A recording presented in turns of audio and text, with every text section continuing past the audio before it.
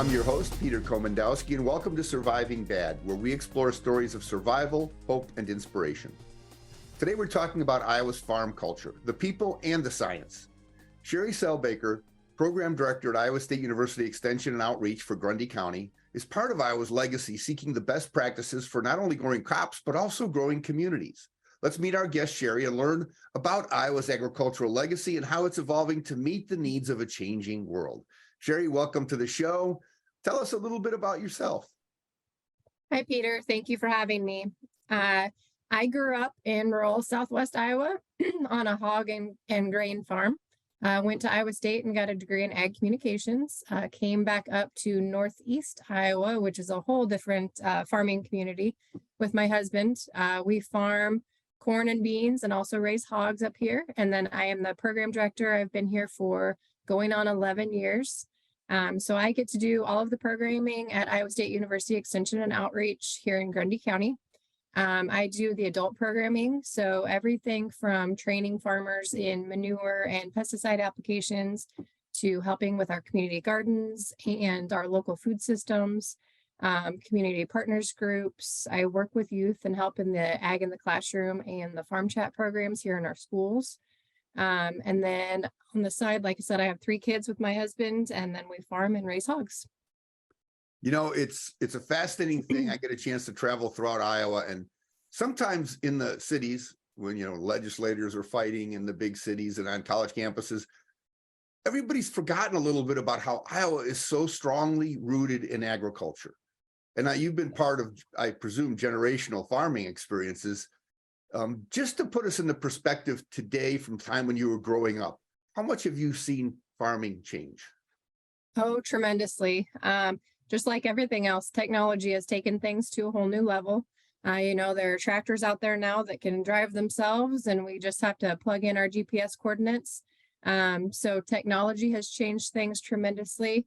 There's always a lot of discussion about whether family farming is going out the door and large corporations are taking over. And I think something that is imperative that we focus on at Extension is that family farming is still prevalent. So 97.8% of farms in Iowa are still family farmed.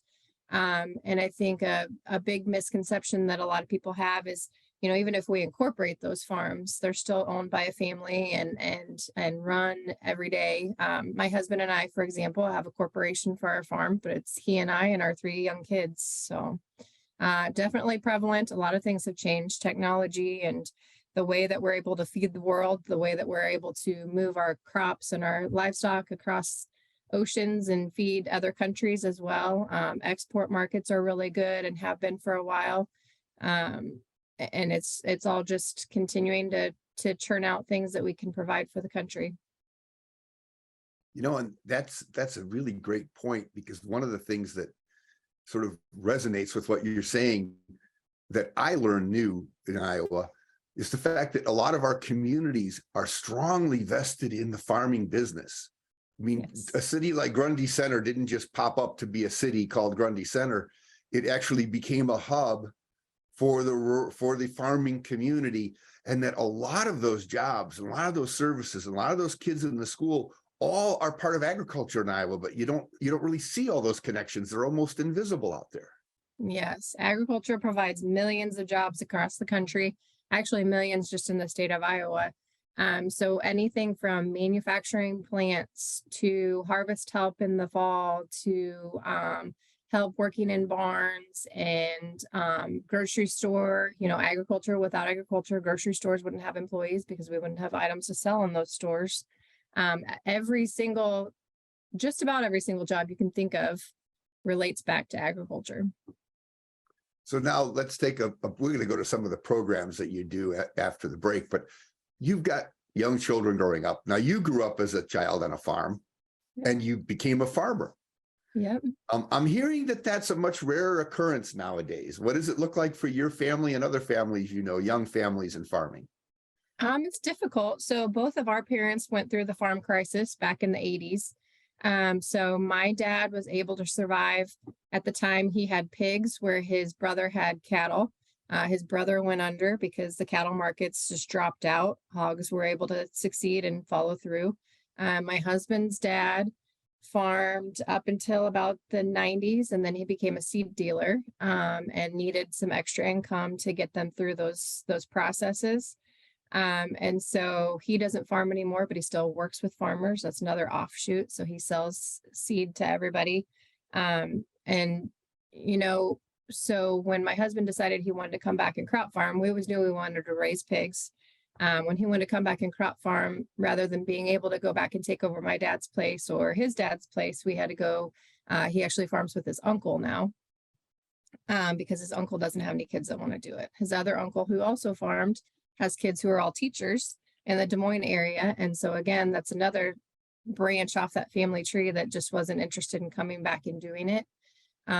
So there are still opportunities, but it gets a little trickier figuring those things out. Wow, that's fascinating. Well, we're going to take a short break. We come back, we're going to continue our conversation with Shari and learn more about farming in Iowa. See y'all after the break. You don't want to miss this.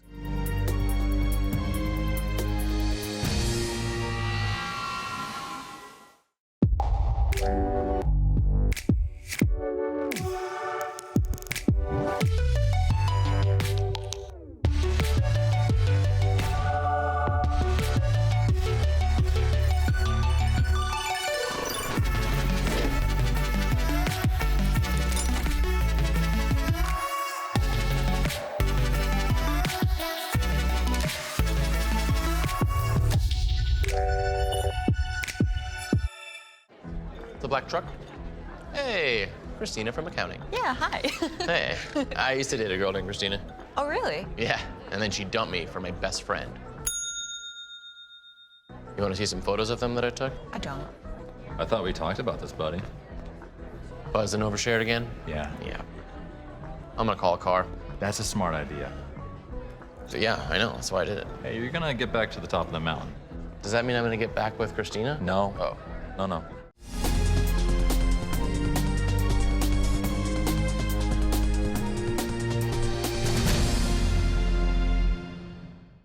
Welcome back to Surviving Bad. We're talking with Shari from ISU Extension and Outreach in Grundy County about the importance of our rural agricultural hubs and the agricultural industry in Iowa. Shari?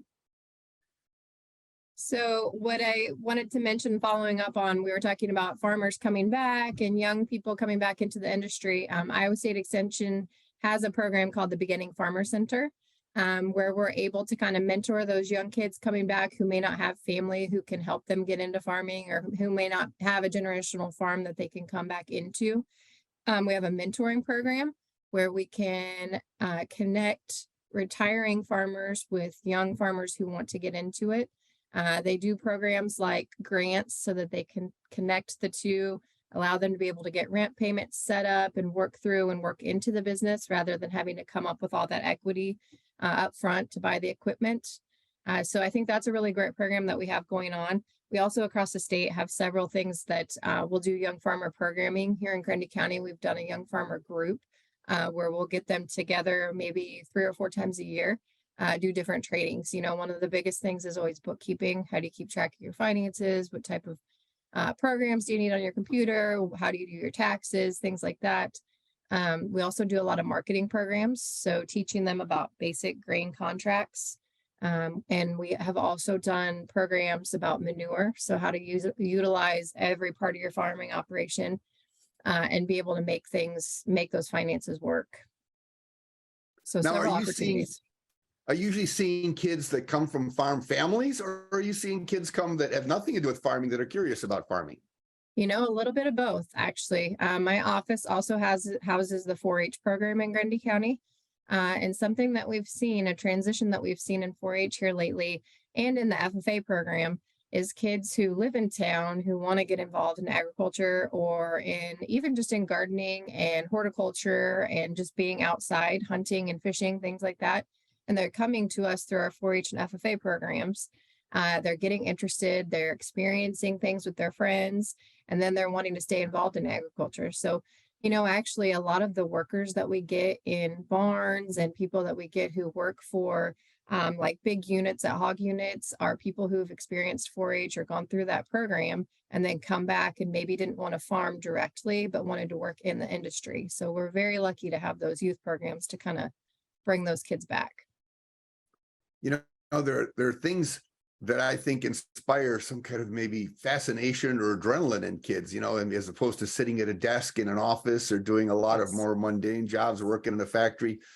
But does the amount of work involved and does maybe the uncertainty and everything here, does it deter some of them? Is it a big part of the conversation when you have young kids in these programs?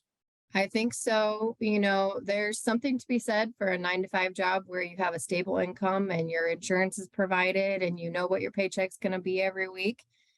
Farming, the uncertainty of the markets, the uncertainty of overseas trade, the exports, you know, things like COVID happen where we can't move our livestock through the system.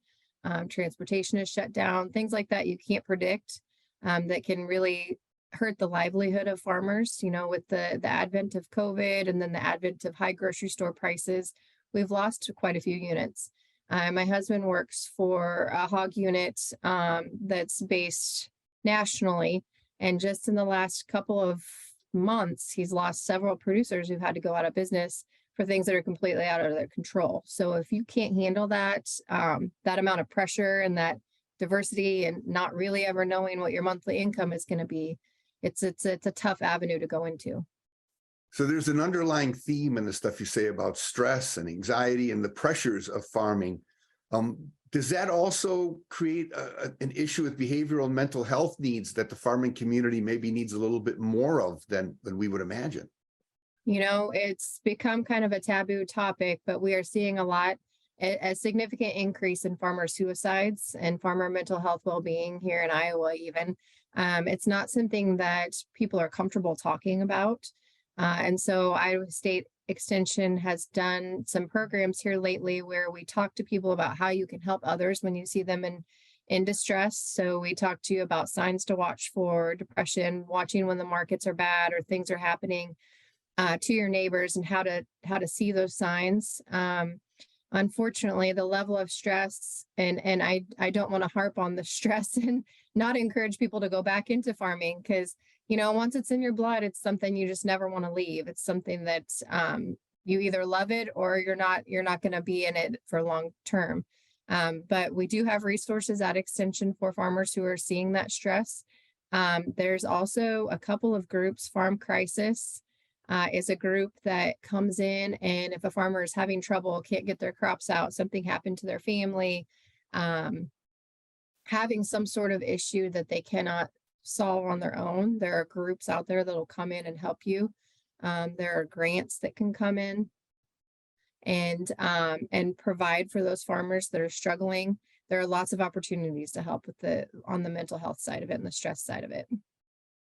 After a short break, we'll ask Shari to come talk about some of the programs that help our rural communities. Stay tuned. You don't want to miss this.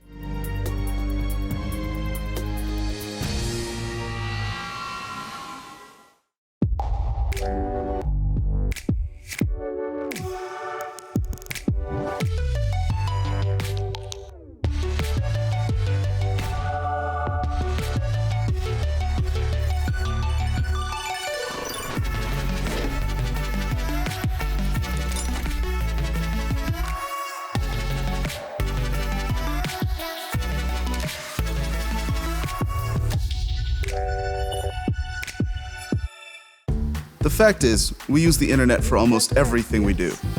Smart cage, feed beaker. So when the internet doesn't work the way it should, you don't work the way you should. Kevin! That's why more homes and businesses rely on Mediacom. Our fiber-powered network delivers 99.99% reliability. And with 650,000 miles of fiber, we have more paths of connection and more ways to avoid outages. Not all internet is created equal. We build ours for you to rely on. Multiple studies have shown that marijuana can slow both driver reaction and response time, which can be really dangerous. He's here. He's here. Wait. What? I can't drive. Why? My. Oh.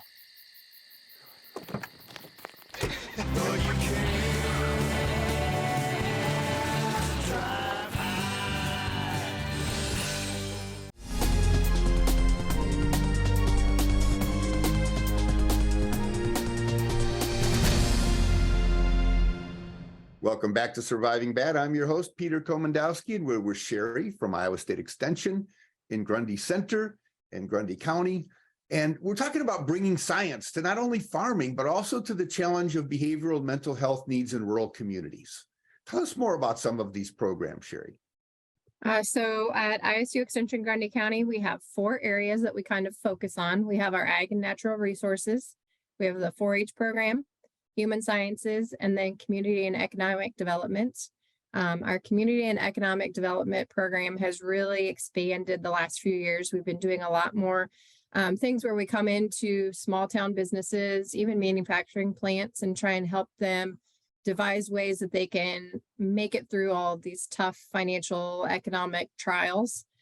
So someone from ISU Extension at the state office will come down and we'll do counseling sessions and talk them through, how they're selling their things, what their marketing plan is. We can talk them through financials and businesses and help with some grants. That has been really helpful, and it's been kind of eye-opening, all of the hundreds of home-based businesses and small businesses that we have even here in rural Grundy County. We're surrounded by bigger counties here in Grundy, and so in bigger cities, and you kind of imagine that most people are exiting the rural areas and going to work like in Waterloo or Cedar Falls or Marshalltown, where we're kind of surrounded. But I was just amazed by the hundreds of small businesses and people who are just making things work any way that they need to, working from home or startup businesses, and the community support for those things has just been tremendous. And I think you'd find that across the entire state of Iowa. The community support for people who are doing those things, hand making things at farmers markets, doing programming like that. So for my office personally, we help with the Grundy Center Farmers Market. So we invite all those small businesses to come in and share with the community what they're doing. And then we also do things like counseling sessions. We'll have tax preparers and lawyers come in, and we'll do meetings about setting up your business, and should you incorporate, or should you do other ways of doing your business, and what's the smartest way for you to do that with your family. In the human sciences part, something that I take a lot of pride in is working with our community gardens here in Grundy County. So we have businesses who sponsor plots out there, and then myself and then our summer intern, which we're hiring for right now, goes out to the garden every week, and we plant produce that we get from our local FFA. So the students grow those plants out in their greenhouses. We also, as our Master Gardeners program, grow a lot of annuals and perennials, and then we'll sell them at our plant sale and then plant them at the community gardens. We go out and we'll plant tomatoes and all kinds of vegetables, a few fruits, things that grow in Iowa well. And then we donate that produce all throughout the summer to low-income families and to Operation Threshold. Some of it goes into our local businesses to use for locally made meals. So the salads and things like that go up to our local coffee shop. And then last year we were able to donate a couple 100 pounds of produce to low-income families or people who don't have access to locally grown foods like that. I'm really proud of one of our local FFA chapters here in Grundy County just got a grant to put in a school to work or a school garden, so that they can start having their own grown vegetables to put into their school lunches. So we also foster programs like that through the Human Sciences program. We also have parenting classes, everything from daycare provider trainings where they can earn their certification. And then our ag and natural resources is kind of the meat and potatoes of Extension. That's where it all started back when we became an institution. And so we foster a lot of the certification programs for farmers for pesticide, manure applicators. Last week we did a ag marketing meeting where we talk about the farm bill and the grants and how to market their grain. We also, a couple weeks ago, did a program about manure, buying and selling manure, and how they can get that added value from their livestock. We do everything from reacting to things that are happening in the community. So when Derecho came through a couple years ago, we did a reactionary meeting for that, and we brought in damaged crops. We brought in crop insurance experts who could talk with farmers about how to turn things in and where your best options were. A lot of what Extension does is we react to what the community needs.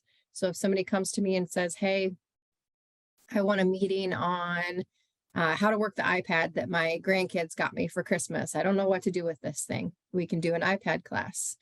We have a program for that. That's kind of our theme at Extension, is that I don't know the answer right now, but I can find it for you and I can do a program on that. So I get to go out to a lot of libraries and do gardening programs and teach people about the ways that they can access information. That's kind of what we do at Extension, is help you find what you need the answers for. So.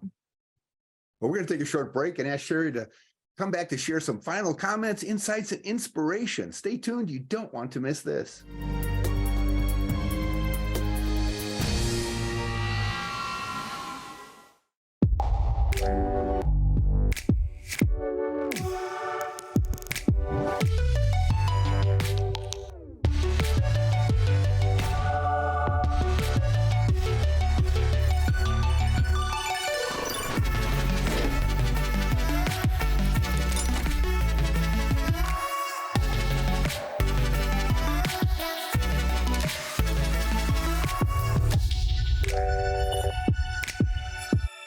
At Mediacom, we believe that whether you live here, or right here, or way out in the middle of anywhere, you should have access to fast, reliable internet.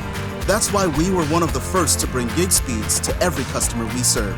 Why we're blazing new paths to bring fast internet even further. And why we're leading the way in developing one of the nation's first 10G platforms.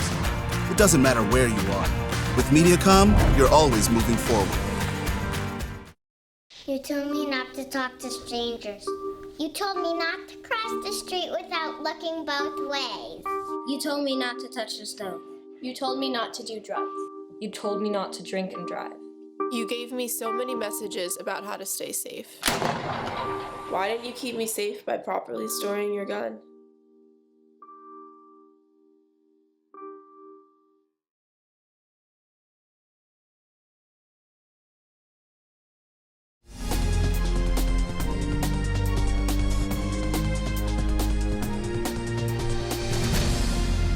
Welcome back. Today on Surviving Bad, we're talking about Iowa's agricultural legacy, the role of Iowa State University's extension offices, and how they're evolving to meet the needs of a changing world. Let's see what insights, advice, and inspiration Shari has to share. Shari, I'm going to start you off with a question. You know, mass media has a way of pitting big farms against small farms, corporate ag, and local ag. But, a lot of farmers have gardens. I see farmers going to farmers markets. I really think it's more part of an agricultural sort of community to have all these parts. What is your sort of perception of this sort of world as it is and how people look at farming all these different ways? The advent of technology has done some damage to farming and perception that the mainstream media gives everybody. And, all of the terminology like GMOs and organic that you see on all the grocery store items and things like that, there's an avenue for everybody. There's a different way of farming that everybody can do. And if you can sustain a non-GMO or pesticide-free or organic farming, that's great. In the state of Iowa, we focus on growing high yields so that we can help feed the world. So our soils are so good that we're able to grow corn and beans on, I would say, 95% of our ground, where in other states, they don't have the right weather, they don't have the right dirt, they don't have the right conditions to grow that much on smaller areas. Even in different parts of the state, they have different sizes of fields that they can grow on. So in Iowa, we focus on conventional farming. I think the advent of scare tactics with our grocery store items is hard for farmers. And we do, as Extension, have a program where we talk about the different labels at the grocery store that you can look through and kind of decipher.